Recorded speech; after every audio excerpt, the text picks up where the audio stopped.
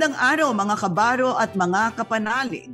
Ako si Sonia P. Soto na nagsasabing hindi magkakaroon ng pagkapantay-pantay ang lalaki at babae sa ating lipunan kung hindi tayo kikilos.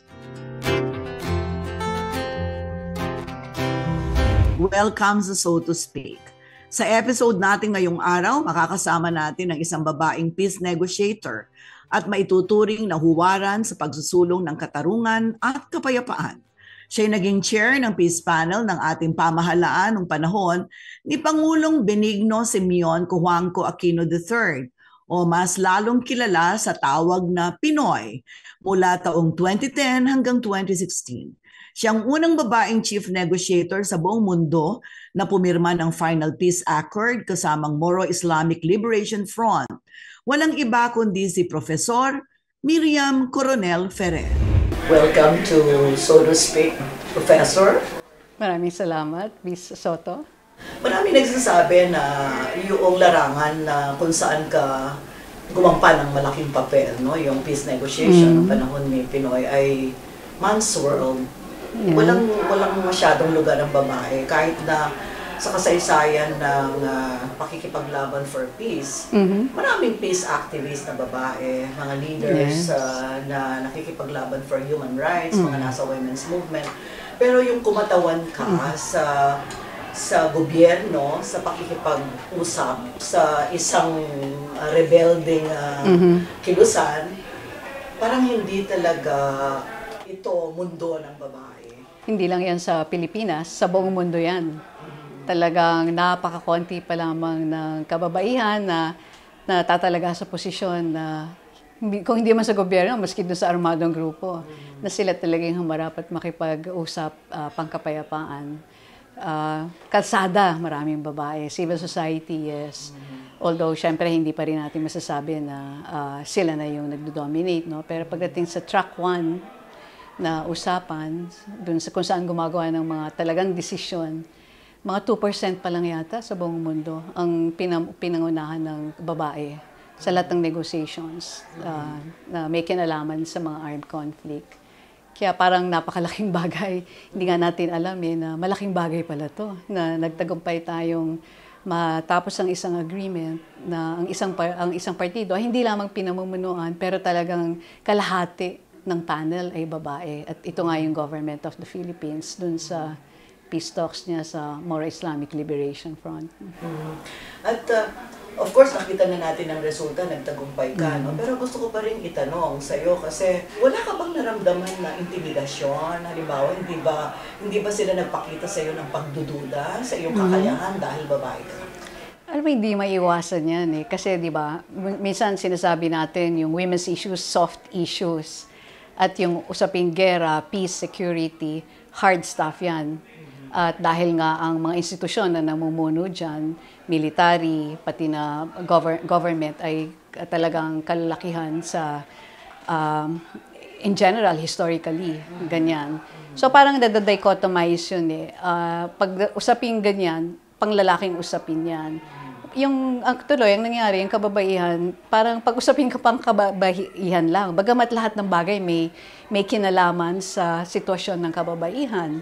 So, ganun yung parang kailangan natin talagang i-break dito. At yun nga, exactly, yung pinatunayan din natin at ng iba pang mga kababaihan na punta na sa ganitong klaseng posisyon na kung ano yung kagalingan, kakayahan na at saka yung dedikasyon sa ganitong usapin ng kapayapaan at matigil ang gera. Pareho lang tayo, babae, lalaki, dapat natin parehong ginagawa ito. Kaya ito ng kababaihan. Meron ka bang particular na pag-aralan sa paggampan mo ng ganyang klaseng tungkulin para i-handle mo yung mga nararamdaman mo o napapansin mong bahid ng machismo, for example, kung meron adjustments na kailangan gawin, silang kailangan mag-adjust kasi sila hindi sanay na kasama babae at lalaki sa workplace, halimbawa, ganyan ano. Tayo naman kasi kumbaga liberal naman yung ating kinagisnan at saka ano. So yung ganun takot, wala sa atin. Yung takot na sa kanila, na baka pag babaeng kausap ay hindi kami masyadong yung kumbaga, hindi namin ma-assert yung cause namin dahil gentleman kami dapat, di ba? So may expectations din ng society na hindi sila dapat masyadong agresibo laban sa isang babae. Pero nang bandang huli, syempre marami pa rin talagang balitaktakan na nangyari. At ang issue naman dito, yung hindi babae ka o lalaki ka, ang issue dito yung ano bang nararapat, ano yung hustisya, ano yung maayos na paraan, paano rin ma-secure yung interest ng lahat, interest nila at saka interest ng buong bansa.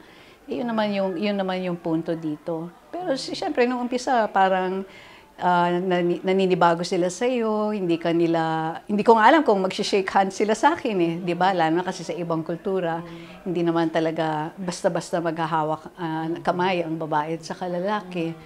So most of the time ako yung nauna nag-o-offer at tinatanggap naman nila ito. So over time na normalize yung situation. I think yun yung punto eh. Gawin natin normal na sa isang usapan, seryoso, mabigat, normal lamang na may babae dyan. So, dahil marami babae sa team namin, yun yung napakita namin na normal ito, hindi ito yung abnormal na sitwasyon na may babae sa paligid ng lamesa. Diba? Parang ganun yung naging dynamic as the talks progress. We normalize the fact that there are women inside the room. Pero yun nga, sabi mo, okay, gawin natin normal, di ba?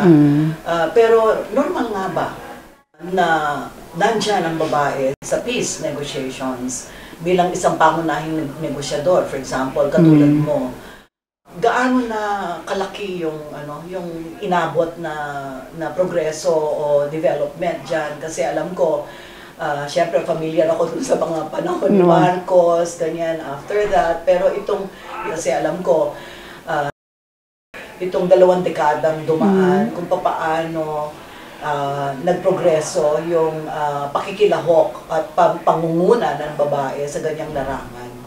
Sa usapin na to, yung sa top-level negotiation sa buong mundo, nakakataka nga na parang masasabi mo, ako yung nauna sa buong mundo na nakapagpirma. Marami nang nag-head ng delegation, pero hindi sila nag-sign ng agreement na ang kabilang kausap ay armed group. Pero actually, in 1970s sa Vietnam, kung matatandaan nyo, nakipag-usap yung si Kissinger mismo, yung isang head ng delegation ng South Vietnam, at that time, ay babae din. Pero it was international negotiations. At saka kumbaga sila yung revolutionary group. No? Oo. So medyo matagal yung pagitan at hindi na masyado matandaan yun. And since then, wala pa.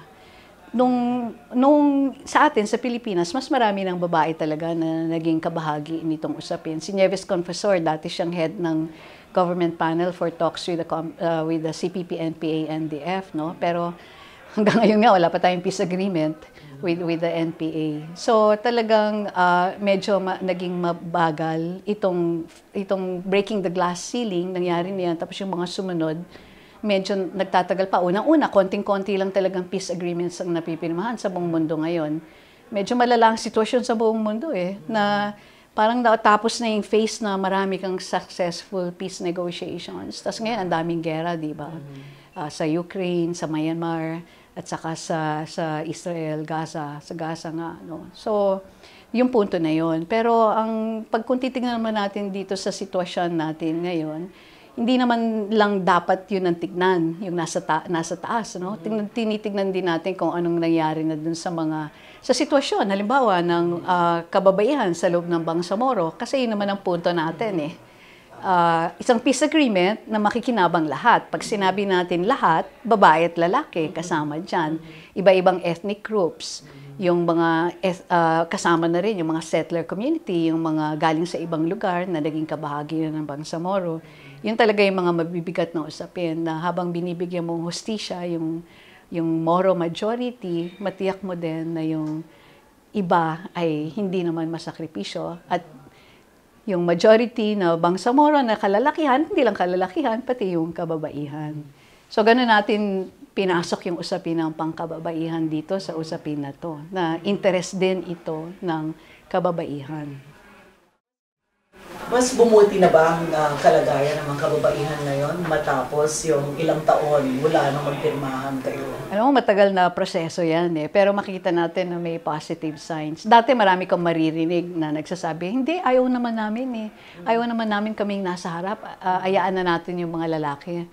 Kasi part nga ng culture nila, nasanay sila na gano'n, na pag sa ganitong public arena, public forum, sa likod sila, hindi sila masyadong magsasalita. Pero dahil sa nakita nila na marami naman palang pwede silang gawin mismo, marami rin silang magandang masasabi doon sa sitwasyon na yun, mas marami na talaga ngayon na pinamumunuan ng kababaihan ng mga civil society organizations, karamihan na lumaki na sa panahon ng hindi gera, pero panahon ng peace negotiations. So ang advocacy talaga nila ay yung itaguyod yung kapayapaan. Tsaka kung titingnan din natin yung government ngayon ng Bangsamoro, yung transitory government, may ilan mga ministries ang hawak talaga ng, siguro may masasabi mo na minority, pero napaka-importante ng mga ministries na hawak nila, offices, Attorney General, Science and Technology, local governments, tapos syempre may Bangsamoro Women's Commission ka. Ang mga namumuno dyan, mga babae, at saka napaka-dynamic talaga nila. Ibig sabihin, napakita nila kung anong pwedeng gawin ng babae at maraming na-inspire. At na marami rin mga kalalakihan na talagang tinatanggap na nila. Pero sa pangkalahatan, masasabi natin, matagal pa yan. Matagal pa ng proseso yan na madala mo lahat sa ganitong klaseng consciousness na equality at saka yun nga, yung biases matanggal. Pero nandyan na hindi mo na mababalik. Naumpisahan mo na, hindi mo na parang pwedeng iligpit at itago ulit. Kung ano. Meron pa bang kinabukasan ng kapayapaan sa ating bansa? Kasi parang maraming mga yung parang frustrated na. Parang okay, nagkaroon ng mga kasunduan, ganyan. Of course, sa isang banda na nagumpay ang Pinoy government sa pangunguna mo, no? Doon sa doon sa Bangsamoro. Pero dahil sa suporta rin ng presidente, yung yumaong president Pinoy, talagang naniwala siya dito at saka gusto niya talaga itong mangyari. At mabuti naman yung mga sumunod na presidente, itinaguyod din ito, di ba? Tama, itinaguyod naman, wala namang Kahit ba nung panahon ni Presidente Duterte, hindi niya question? Medyo naglaro lang kasi sa federalism noong umpisa, kaya na-delay ng konti, di ba? Pero nagtuloy-tuloy ito, maski sa panahon ni Presidente Marcos, samantalang nung senador siya noon, medyo hindi siya talaga sumusuporta. Pero ngayon nakita niya na rin siguro kung gaano kahalaga ito. Pero isa lang ito it's only one piece of the whole, one piece of the piece that we want to build, di ba? Marami pa yan, meron ka pang violent extremist groups, andiyan pa yung CPP-NP. And then yung sinasabi natin, mga horizontal conflicts, land feuds, clan feuds, crimes, criminality, marami kang kailangan i-address. Pero napakalaking bagay na yung pinaka-organisado, pinaka-concentrated na armed group, around 40,000 sa isang lugar, sila talaga ay naniniwala dito at tinutuloy-tuloy nila. Malaking bagay yun kasi nalibre yung kamay ng gobyerno para talaga nabigyan siya ng pagkakataon at sana gamitin niya mabuti. Para talagang itaguyod na yung economic development at saka yung political reform, pati yung political reform. Pero syempre, marami pa rin problema.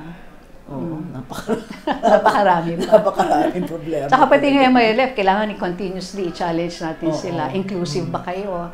Yung sinasabi yung moral governance, dapat ito ipatunayan niyo yan. Ipakita niyo talaga na meron kayong pagbabago na dinadala. So yun pa rin ang challenge natin sa kanila, sa mga kaibigan natin sa MILF. So yung inclusiveness, pati sa issue ng kababaihan, pero pati sa lahat, kasi may mga indigenous communities ka rin doon na hindi naman Muslim lahat, di ba? At saka sa kapwa nila, mga Muslim na iba-ibang ethnicities, iba-ibang clans, iba-ibang angkan. Lahat yan. So tingnan natin sa 2025 election kung lahat tayo nangangamba, gaano kaya ka-peaceful o hindi peaceful ang mangyayari. Saka ano man ang resulta ay maitataguyod ba ito? Tuloy-tuloy ba rin bang engagement mo sa kanila? Parang pamisa-misa, pero syempre parang ano na yan sa inyo na yan.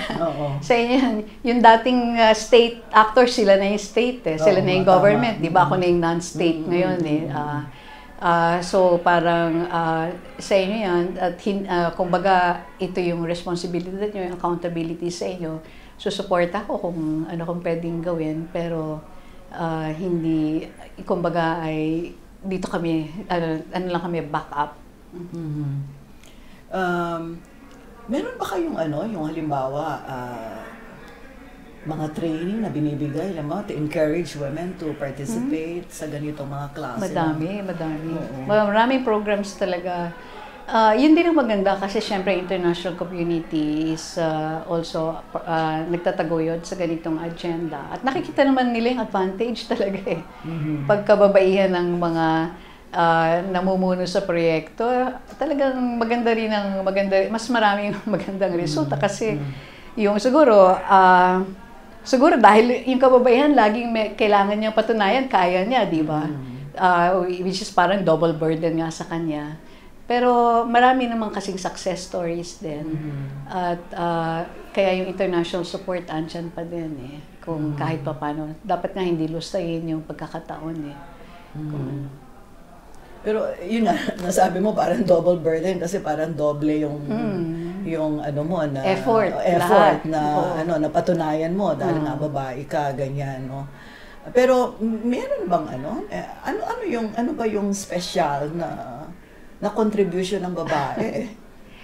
Mahirap kasi sabihin na babae pinanganak na ganyan. Lahat yan dahil sa socialization, di ba? So, dahil yung nurturing role niya, halimbawa sinasabi nga, bakit halimbawa sa violent, sa mga dating Abu Sayyaf, violent extremist groups, napakalaking yung influence din ng mga nanay, wives nila, na talagang dito sa path ng peaceful struggle o kaya hindi na yung violent kasi masasabi mo nga nakikita nila at saka mas malaking impact sa kanila yung pag-value nila sa life, di ba? Pero hindi mo sasabi na hindi rin totoo sa lalaki yan kaya lang minsan kasi na sasapawan nung expectations din sa lalaki, doon sa kung paano ba mag-behave ang isang lalaki, paano papatunayan yung kanyang pagkalalaki, lalo na pag usapin ng honor, pride, di ba? Usually dinadaan nga sa violence. Pero burden din ng lalaki. Burden din sa kanila yon. Kaya yun din yung kailangan unti-unting mapalitan. Halimbawa, yung patayan, an eye for an eye na justice system. Pero mangyayari lang yan pag maganda yung justice system mo.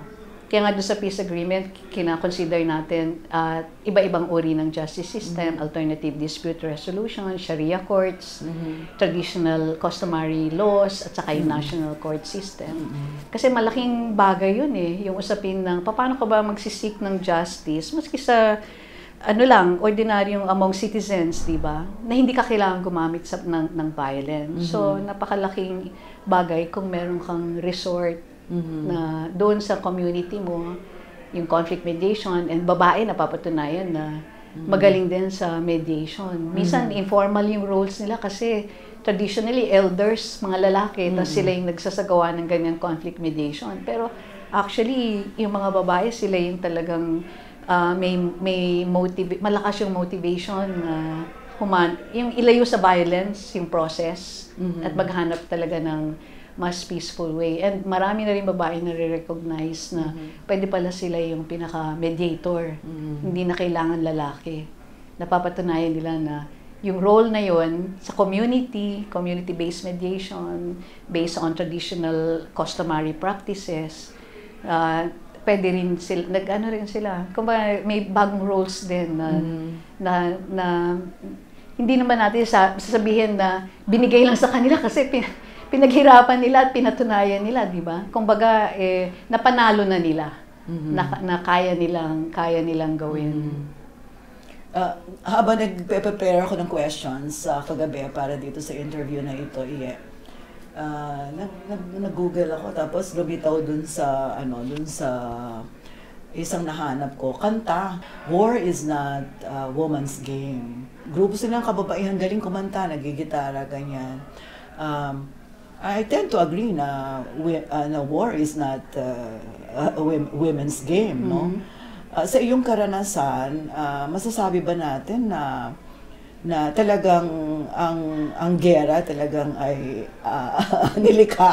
nilikha o para sa mga lalaki? O ano yan, laro talaga ng mga kalalakihan? Well, actually, alam naman natin maraming babae rin na sumabak sa ano, 'di ba, sa mga kung ano-anong armadong grupo. At saka yung pagtanggap ngayon sa PMA ng kababaihan, parang concept yun ng equality. Although parang pwede mo rin i-question yun kasi ano bang klaseng military ang pinapasukan. Baka lalo silang masubject sa sexual harassment pag pumasok sila sa mga institutions na yan. Pero parang yung thinking is equal opportunity. In any kung hindi mo i-reform yung institutions, yung equal opportunity mo na yun can actually put women in danger. Correct. Dahil nga sa culture within the institution, yung misogyny, yung harassment na papasok sa isang institution. Pero yung traditionally kasi explanation sa akin nung isang IP sa Mindanao. Kasi traditionally kami yung mga lalaki, kami humahawak ng baril, yung babae nagtatanim. At saka kaya sila yung nag-aalaga sa pamilya.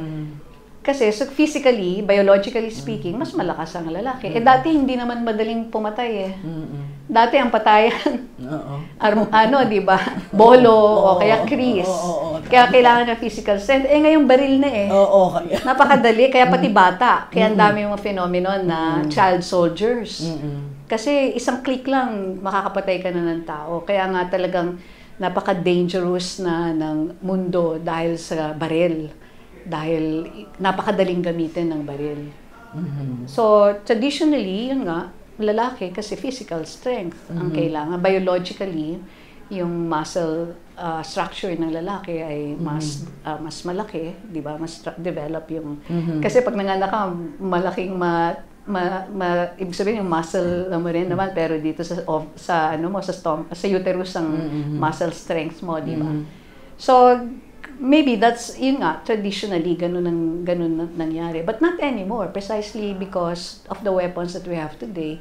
Isang pindot lang sa computer, pwede ka nang mag-drop ng ng bomba, di ba? Drones, AI na nga, artificial intelligence. So, ngayon, medyo, tingin ko, nagiging gender-free na. Which is not a good thing because that's not the same thing as gender equality. Exactly. Diba? So, yung tunay na feminist peace agenda ay hindi lang usapin ng babae dito, babae dyan, sa mga lahat niyan. Ang tunay na feminist peace agenda ay to stop all wars. Exactly. Ihinto ang gera kasi any form of warfare affects women in very specific ways, affects everybody.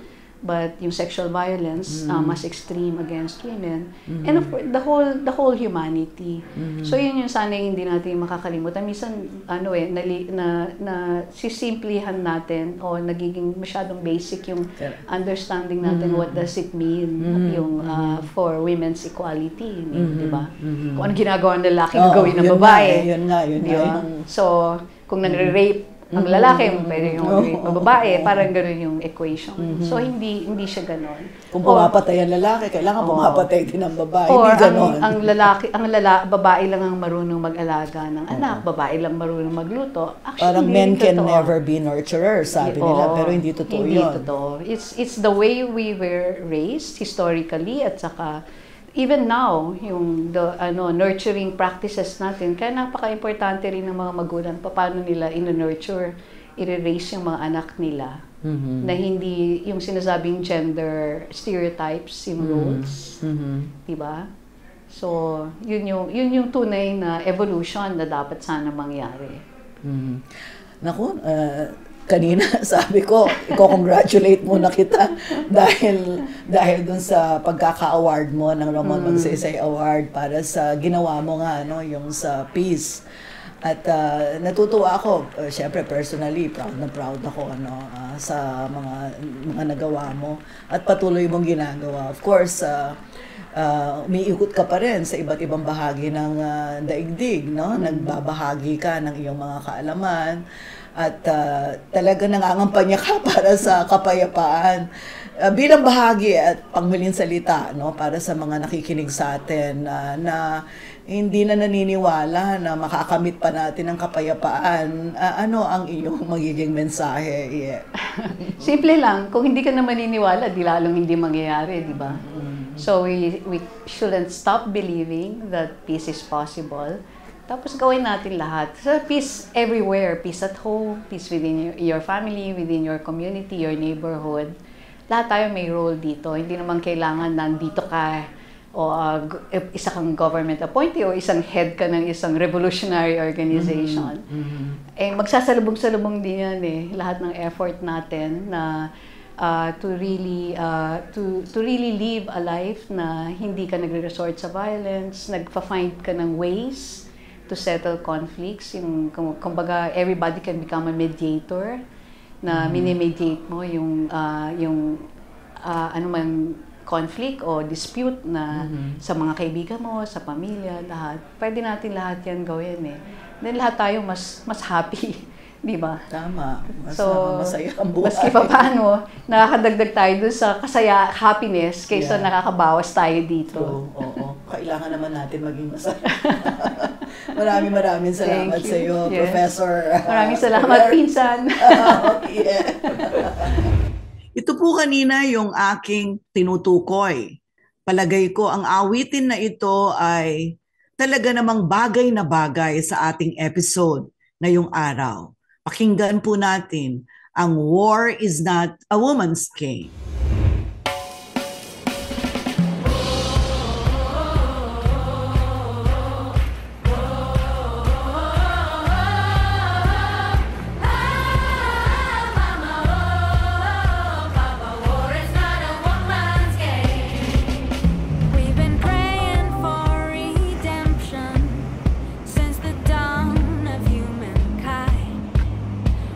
Safety and protection of a woman and her child. When the old way keeps on failing, a new sun has to rise. Look ahead as times are changing. War is not a woman's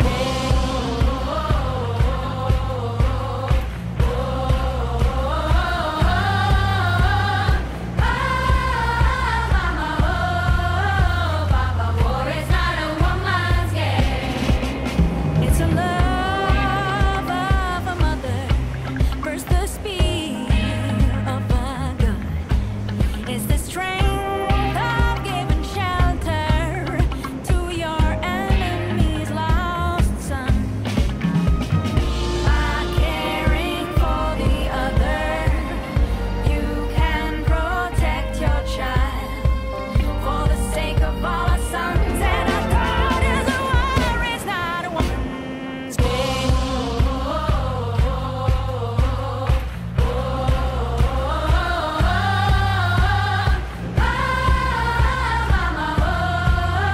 Papa, war is not a woman's game. It's not easy to believe it, but if we let ourselves conceive it, we could find salvation, revelation, recreation, inspiration, flotation, illumination, elevation, new sensations, liberation, consolation, celebration, good vibrations, emanation, reformation. The golden age is coming now. It ain't child's play. It ain't a woman's game. Papa, war is not a woman's game.